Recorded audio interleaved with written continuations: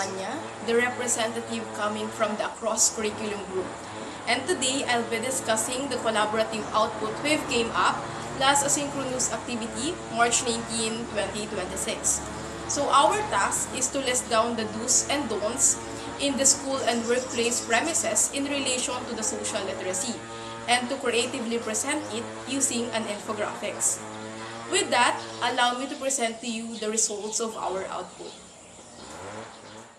But before that, let us have first a short recap of what the social literacy really means.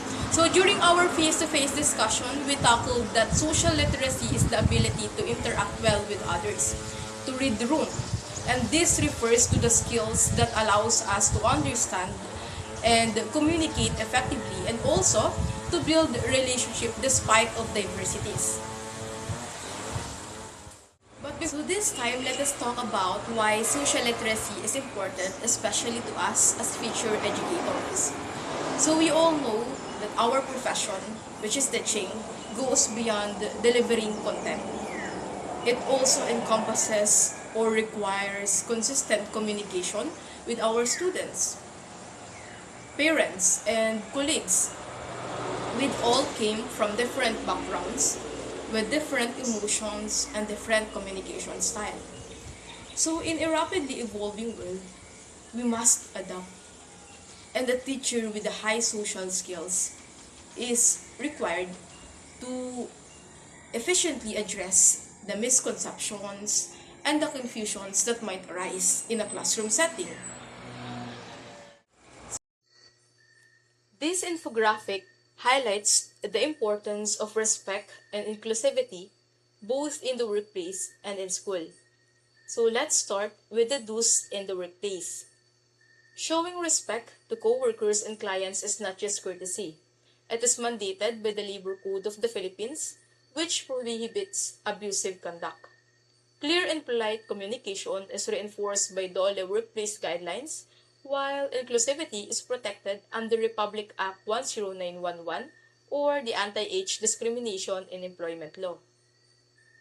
Accepting feedback professionally reflects due process revisions in the Labor Code, and adjusting language appropriately is supported by RA 7877 or the Anti-Sexual Harassment Act. On the other hand, the don'ts in the workplace, such as avoiding loud arguments, offensive jokes, or discrimination, are backed by laws RA 6713, the Code of Conduct for Public Officials, RA 7277 or the Magna Carta for Persons with Disabilities, and RA 8293 or the Intellectual Property Code, which protects the ownership of ideas.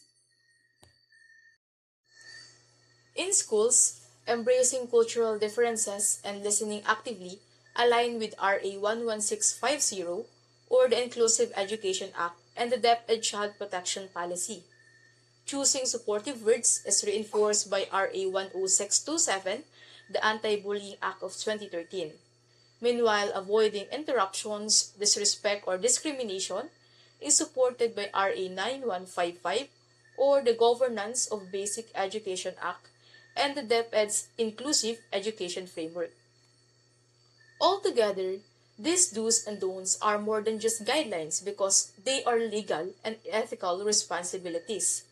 As we have seen, every point in this infographic, whether in the workplace or in school, is not just about good manners, but about compliance with Philippine laws and policies that safeguard respect, inclusivity, and fairness. By practicing these do's and avoiding the don'ts, we uphold both ethical standards and legal responsibilities.